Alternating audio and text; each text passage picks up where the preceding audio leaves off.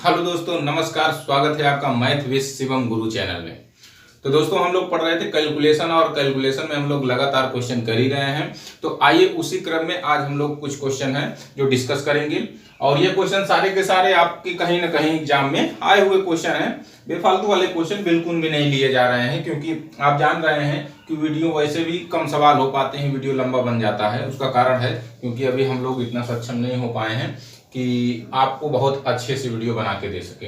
तो फिर भी चलिए देखते हैं, इससे कोई मतलब नहीं है आपको मैं सवाल कैसा करा रहा हूँ, कंटेंट कैसा दे रहा हूँ। ये वाली बात है, ये सोचने वाली बात है कि आपको सवाल अच्छे मिल रहे हैं कि नहीं मिल रहे हैं और आते हैं कि नहीं आते हैं, जो मैं बताता हूँ। चलिए आइए, सवाल आपके पास देखो कैलकुलेशन का ही सवाल है। कैसे करेंगे? कह रहा कि यदि x प्लस 7957 इंटू 7965 एक पूर्ण वर्ग संख्या है, तो आपको इसमें बच्चे बताना है x का मान क्या होगा। x का मान क्या होगा? तो चलिए आइए देखो, इस तरह का क्वेश्चन आए तो करना कैसे है। बच्चे आपको बताना है कि x का मान क्या रख दिया जाए कि ये वाली संख्या पूर्ण वर्ग बन जाए। तो जब भी इस तरह का प्रश्न आए और आप लोग यहां पर अगर ध्यान से देखेंगे तो ये लगभग 8000 के पास ये दोनों संख्याएं हैं। लगभग जो है 8000 के पास दोनों संख्याएं हैं। तो जब इस तरह का प्रश्न आता है तो हम करते क्या है, कुछ नहीं करना है, आप सिर्फ लास्ट वाली संख्याओं पर जो है फोकस करिए। तो लास्ट वाली संख्या इसमें है 57 और इसमें है 65।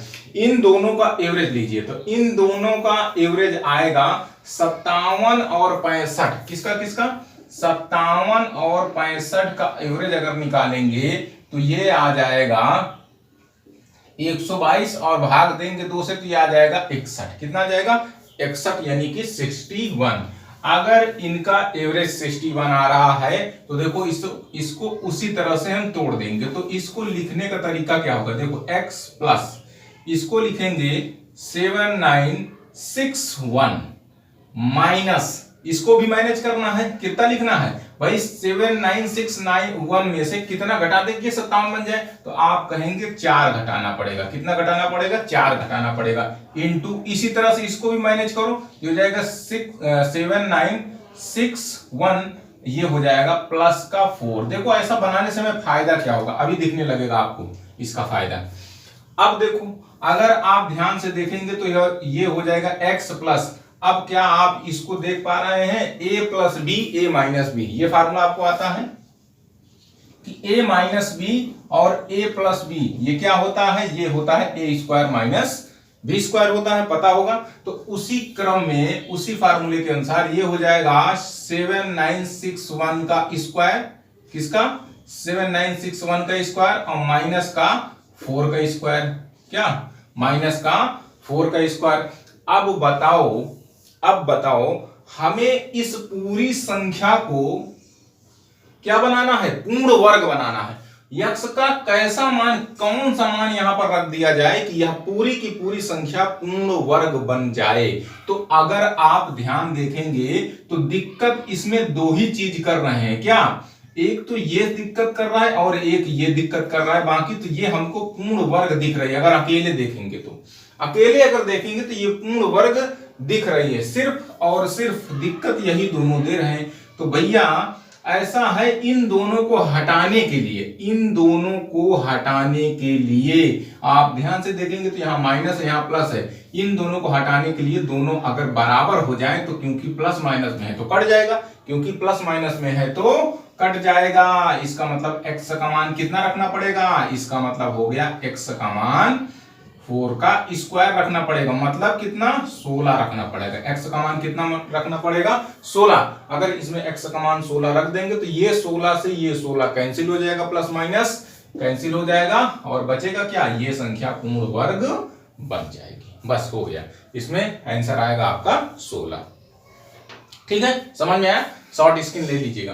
अच्छा, दूसरा सवाल इसी में देख लीजिए। अब देखो दूसरा सवाल आया हुआ क्वेश्चन, ये CPSI 2018 का है। सॉरी, ये 2018 का प्रश्न है, CPSI 2018 का। क्या सवाल है? 3 + 1 3 का स्क्वायर प्लस 1 3 की पावर 4 + 1 3 की पावर 8 + 1 3 की पावर 16 + 1 इसका जो है बताना है कि पूरा हल करने पर कितना आएगा, कितना आएगा, कैलकुलेशन करने पर कितना आएगा। तो देखो बहुत आसानी से कर सकते हैं। ऐसा है कि आप यहां पर करिए क्या कि इसको हटा दें, आप जो है 3 - 1 और नीचे भी 3 - 1 से ऊपर नीचे गुणा कर दीजिए। करेंगे क्या इस सवाल में, आपको कुछ नहीं करना था, केवल 3 - 1 से ऊपर नीचे इसमें गुणा कर दीजिए। क्या कर देंगे, 3 - 1 से ऊपर, 3 - 1 से नीचे। क्यों भाई, जितने से ऊपर गुणा कर रहे हैं उतना नीचे भी करना पड़ेगा, तभी तो सवाल बैलेंस रहेगा, नहीं तो सवाल ही बदल जाएगा। तो अगर देखो जब आप गुणा कर देंगे तो आपके दिमाग में इन दोनों को देखकर कुछ चीजें आ रही हैं, तो आप बोलेंगे गुरुजी बिल्कुल आ रही है, ये a - b दिख रहा है, ये a+b दिख रहा है, ये a - b दिख रहा है, ये a+b दिख रहा है। तो आप इन दोनों को संयुक्त रूप से क्या लिख सकते हो, तो आप बोलेंगे गुरुजी इन दोनों को संयुक्त रूप से लिखा जा सकता है 3² - 1, क्योंकि आपको अभी अभी मैंने बताया कि a - b a+b बराबर होता है a² - b²। तो उसी अनुसार ये और ये मिलकर कितना हो जाएगा, 3² - 1²। इसको लिखने की कोई जरूरत नहीं है, तो ये 1 का स्क्वायर। अब देखो, अब जब ये इसके साथ में मिल जाएगा, बोलो जब ये दोनों आपस में मिल जाएंगे, जब आपने गुणा कर दिया तो अब इसका प्रोसेस ऐसा हो गया कि एक दूसरे के साथ मिलते चले जाएंगे। आप देखो ये इसके साथ में मिलेगा, तो देखो ये a - b a+b, तो देखो फिर से वही बन गया। तो अब ये कितना बन जाएगा, तो ये हो जाएगा 3 का स्क्वायर तो ऑलरेडी है, अब और ये स्क्वायर हो जाएगा, -1² तो 1 ही रहेगा। बोलो आप इन दोनों को अगर मिला के लिखेंगे तो ये लिख सकते हैं कि नहीं, या डायरेक्ट अगर मैं कहूं तो इन दोनों को मिलाकर आप लिख सकते हैं 3⁴ - 1, और ये फिर से स्क्वायर हो जाएगा। इसी तरह से आप इसको और इसको मिलाकर देखेंगे तो ये भी उसी तरह से ये इसके साथ में मिलके हो जाएगा 3⁸ - 1। बोलो ऐसा होगा। अब देखो ये वाला इसके साथ में मिल जाएगा, एक चेन बन गई, एक दूसरे के साथ मिलते जाएंगे। जब ये इसके साथ मिल जाएगा, जब ये देखो ये पूरा हल होके, अगर मैं देखूं ये पूरा हल होके केवल इतना बच रहा है। अब जब ये इसके साथ में मिल जाएगा तो ये बन जाएगा 3⁻16 - 1। बोलो 3⁻16 - 1। लेकिन एक बात का ध्यान रखना, बटे में 3 - 1 है, ठीक है ना, बटे में 3 - 1 है। अब देखो, अब जब ये इसके साथ में मिल जाएगा, जब ये इसके साथ में मिल जाएगा तो ये हो जाएगा 3⁻32 - 1। लेकिन बटे में कितना था, 3 - 1 भी था, तो 3 - 1 का मतलब बटे में आ जाएगा 2। तो आंसर कितना आ जाएगा, 3⁻32 - 1/2। कितना छोटा सा सवाल था, लेकिन जब इसको पहली बार बच्चों ने देखा है तो नहीं कर पाए थे, बहुत लोगों का गलत हो गया था, ठीक है ना। तो केवल इसी फार्मूले का था बार बार, ठीक। चलिए शॉर्ट स्क्रीन ले लीजिए।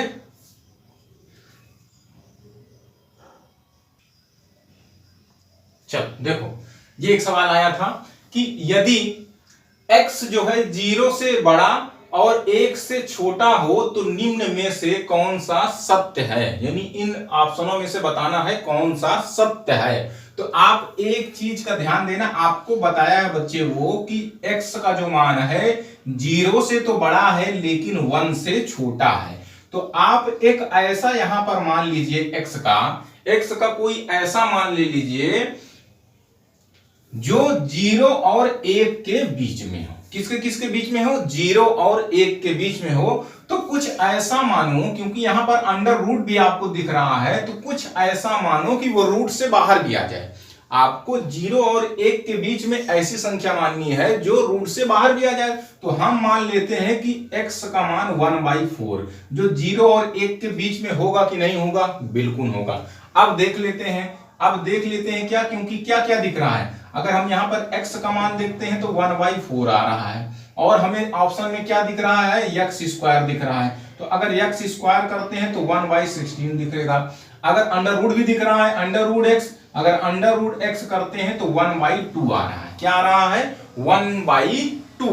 कुछ नहीं करना, इनको ऑर्डर में लगाना है, ठीक है ना। तो बताओ इन चारों में से सबसे बड़ा कौन, तो भैया कहेंगे कि सबसे बड़ा है 1/2। इतना तो पता होगा ना कि देखो जिसका हर सबसे बड़ा वो सबसे छोटा, जिसका हर सबसे छोटा वो सबसे बड़ा। तो आप देखो ऑप्शन अगर पहला ऑप्शन देखते हैं तो ये कह रहा है कि x जो है छोटा है अंडर रूट x से, x छोटा है अंडर रूट x से जबकि बड़ा है। गलत हो गया। अब यहां पर देखो कह रहा है कि अंडर रूट x जो है छोटा है किससे? x से। अंडर रूट x जो है छोटा है किससे? x से। क्या ये छोटा है? तो ये भी तो बात गलत कह गया, यहां पर भी तो बात गलत कह दी। अगर आप यहां पर देखो इस वाले में फिट करके देखो, कहा है कि 1/2। देखो यहां पर देखो, अगर हम ऐसे पढ़ें कि अंडर रूट x सब बड़ा है किससे? x से, तो भाई देखो ना अंडर रूट x बड़ा है किससे? x से, तो बड़ा है कि नहीं है? यहां तक मामला फिट हुआ। फिर कहा है कि x बड़ा है x स्क्वायर से, तो देखो ना x बड़ा है x स्क्वायर से। भैया देखो ना ये बात क्या कह रहा है कि ये वाला बड़ा है इससे, तो भाई यही तो है। देखो ना ये बड़ा है इससे, तो यही केवल सही हो रहा है। ऐसे आप इनइक्वालिटी इसको सही कर सकते थे। सिर्फ इतना मान लेने से आपका सवाल पूरा सही हो जाना था। आपको सिर्फ इतना देखना था कि ये जो कथन लिखे गए हैं ये कौन सत्य होगा। तो भाई आपको कौन सा सत्य मिला? केवल सी। ठीक, चलिए चलो बताओ। बड़ा सिंपल सवाल है, बताना है इसका मान क्या होगा। देखो मैं बता रहा हूं कैसे करना है। सबसे पहले इसका जो आंसर आ रहा है, अगर इसका आंसर देखेंगे तो पॉइंट में ही आ रहा है, किसी में भी अंडर रूट नहीं चढ़ा हुआ, जो भी आंसर आ रहा है। तो भाई आंसर को देखकर, इसमें आंसर में नहीं लिख रहा हूं, आपको यह पता होना चाहिए कि 29/16, पहले दशमलव की इग्नोर करो, पहले इतना देखो कि 29/16 जो है किस संख्या का वर्ग है। तो अगर आपको नहीं पता है तो मैंने निकालना बताया था, बोलो बताया था ना। तो भाई अगर 6 आ रहा है तो जिस संख्या का ये वर्ग है उसके इकाई के अंक में या तो 4 रहा होगा या तो 6 रहा होगा। क्या रहा होगा? या तो 4 या तो 6। 4 चौक 16, 6 छंग 36, दोनों में इकाई का अंक 6 आ रहा है। अब मैंने क्या बताया था? 2 अंक काट देने हैं, बिल्कुल। फिर इसके बोला था कि जो बचता है, 2 अंक काटने के बाद 2 बचता है, उसको देखना है कि इससे जस्ट छोटा कौन सा स्क्वायर होता है। तो 25 होता है। कौन सा होता है? 25। कौन सा होता है? 25 होता है, 5 का स्क्वायर। तो भैया 5 अगर इससे जस्ट जो स्क्वायर होता है वो कितने का स्क्वायर होता है? 5 का होता है। तो 5 दोनों जगह बैठा दो। इसका मतलब क्या हुआ कि अब इसमें से कोई एक आंसर होगा, या तो 54 या तो 56। अब चेक कैसे करेंगे? तो कुछ नहीं करना, 5 यहां पर आया है तो इसके जस्ट आगे वाली संख्या से गुणा कर देना है। तो 5 छक्का 30। क्या हो गया? 5 छक्का 30। क्या चेक करना है? अब देखो इससे पता चल जाएगा कि ये सही है कि ये सही है। तो भाई आपको मैंने बताया था कि देखो 29 छोटा है किससे? 30 से। अगर छोटा है तो यहां पर छोटा वाला आंसर, इसका मतलब ये कितने का स्क्वायर लिखा हुआ है? 29/16 कितने का होता है? 54 का स्क्वायर होता है। किसका होता है? पता चला? 54 का होता है। तो मुझको ये बताओ इसका कितना आएगा? इसका आ जाएगा 54 को ऐसे लिखेंगे, लेकिन यहां पर 2 अंकों पर दशमलव है तो जो अंडर रूट लिख रहेगा उसमें 1 अंक पर होगा। यही प्रोसेस चलता है। अब देखो यहां पर प्लस, ये क्या हो जाएगा? 54 तो पता ही चल गया, यहां पर 4 अंकों पर है तो इसमें 2 अंकों पर दशमलव लगेगा, ऐसे लगेगा। इसी तरह से 54 तो होगा ही होगा। यहां पर देखो 6 अंकों पर लगा है तो जो आंसर आएगा उसमें 3 अंकों पर लगेगा जो अंडर रूट निकलेगा। अब यहां पर देखो, यहां पर 8 अंकों पर लगा है, ठीक है ना? 8 अंकों पर, तो ये में इसमें जो निकलेगा वो 4 अंकों पर लगेगा, तो वो हो जाएगा 29/16। अरे 54 है ना, तो कितने पर हो जाए? 4 अंकों पर। 4 अंकों पर कैसे लिखेंगे? 0054। अब इनको जोड़ लो। जोड़ो कितना हो जाएगा? तो देखो मैं जोड़ने का आपको तरीका बता देता हूं। 5.4। ऐसा करो, सबसे पहले इसको लिख लेते हैं, तो ये हो जाएगा 0054। दशमलव के बाद 0054, फिर इसको लिख लो 0.054, फिर इसको लिख लो ये 0.54, फिर इसको लिख लो, ये हो जाएगा 5.4। अब इनको जोड़ लो। जोड़ने में क्या दिक्कत है? ये हो जाएगा 4, ये 5 4 9, ये 5 4 9, 5 4 9, और ये हो जाएगा 5। आंसर कितना आ जाएगा? 5.9994। ठीक, सब शॉर्ट स्क्रीन मारिए।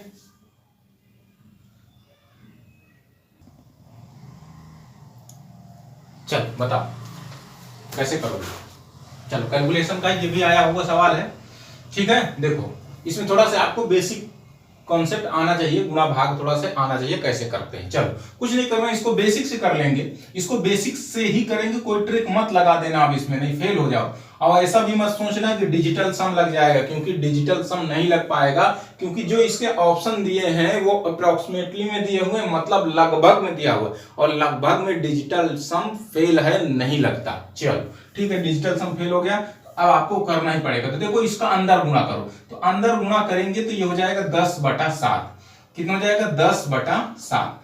आप ऐसा, हाँ चलो ठीक है, 10/7। अब देखो जब इसको उठा के इसमें गुणा करोगे तो 10/7 इंटू 2.45 इंटू 10⁻³ तो भैया जब 10/7 के इसमें गुणा करोगे तो 7 से इसको काट दो, 7 से काटो, देखो कितना बार जाएगा, तो ये जाएगा 10 इंटू 7 से काटो, 7 त्रिक 21 और 7×5 और कितने अंक पर दशमलव? 1 अंक पर दशमलव है, ठीक है। इंटू में क्या हो जाएगा? 10⁻³ बराबर कितना है? 1.417 प्लस एक्स। कैलकुलेशन फास्ट होना चाहिए। अब देखो इसका मतलब कितना, भाग दे लो तो कितना आ जाएगा? ये हो जाएगा 7 × 7, 7 × 14, देखो 7 × 7 और 7 चौक 28, 7 चौक 28, 2 7 × 14 और 7 × 35, यानी इतना के लगभग आएगा, इतना ही कर लेते हैं, ठीक है।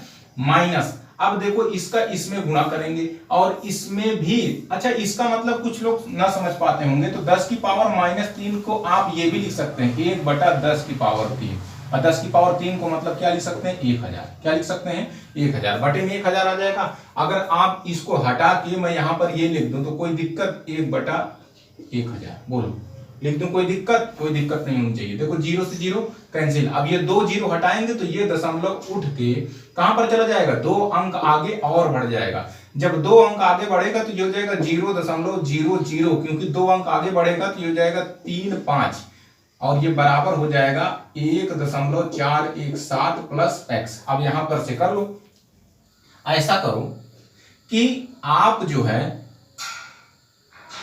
इसको ले जाके चाहे उधर जोड़ लो, दोनों तरीके से कर सकते हो। चलो हम घटा लेते हैं, पहले घटा लो, यहां पर आप 0 लगा लोगे, कुछ नहीं करना है, थोड़ा सा घटाना है। ये लो, हम इसको घटाएंगे, देखो 0, देखो दशमलव के नीचे दशमलव रखेंगे, 0 0 3 5। अब यहां पर देखो एक अंक पड़ रहा है तो 0 लगा सकते हैं दशमलव का, घटा लो, पहले हम घटा रहे हैं, ठीक है ना।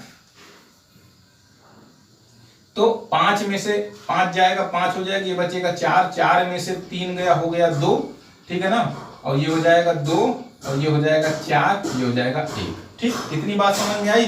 अब क्या करना है, ये देखो ये जब इधर आएगा तब ये भी तो माइनस हो जाएगा, तो इसका मतलब ये हुआ कि इसमें से अभी हमको इसको घटाना पड़ेगा। किसको? इसको घटाना, तो घटाओगे तो 1.4170 घटा लो, देखो 0 रख सकते हैं, ठीक है ना। यहाँ पर 4 अंक इधर हैं तो आप दशमलव के बाद 0 कुछ भी बढ़ा सकते हैं अंक के बाद। ये हो जाएगा 5, दिख रहा है नहीं? क्या आप लोगों को दिख रहा है? बिल्कुल दिख रहा है। तो देखो ये हो जाएगा 5, ये देखो 12, 12 में से 7 गए, ये हो जाएगा 5 और ये हो जाएगा 2 में से 1 गया, 1, 0 0। अरे ओहो, कहीं मिस्टेक हो रहा है क्या?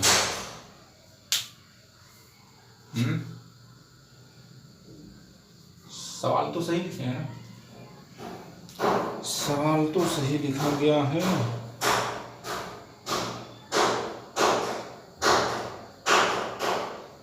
एक मिनट क्रॉस चेक करने दीजिए।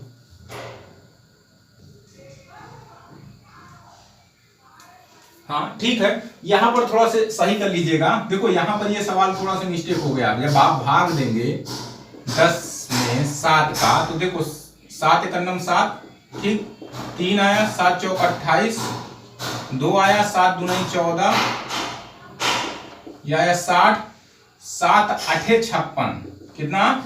7 8 56। यहाँ पर 8 रखना था बच्चे, ये 5 की जगह पर आप 8 कर लेना। अब इतना सही कर लेना आप लोग खुद से।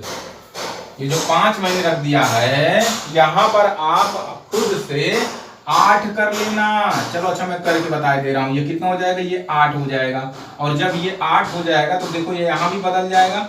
अब घटाओ, अब जब घटाओगे तो अगर हम घटाते हैं तो ये तो हो जाएगा 5, ये हो जाएगा कितना? ये हो जाएगा 4 और ये कितना हो जाएगा? ये हो जाएगा 2, ये हो जाएगा 4, ये 1। ठीक, अब हमें किसको घटाना है, अब घटाना है इसको, तो 1.4170। ठीक, कोई बात नहीं, तो यहाँ पर देखो घटाएंगे तो ये हो जाएगा 5, ठीक है ना। अब देखो ये हो जाएगा 14, 14 में से 7 गया 7, अब इधर सब जीरो हो जाएगा, ठीक है ना।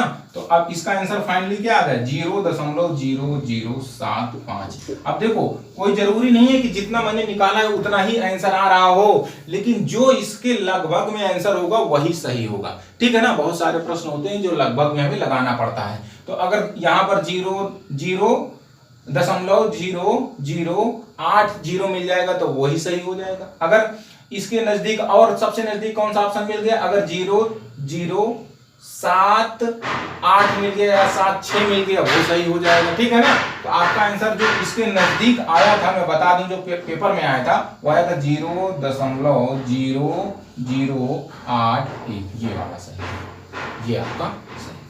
ठीक, चलो आज इसमें इतना।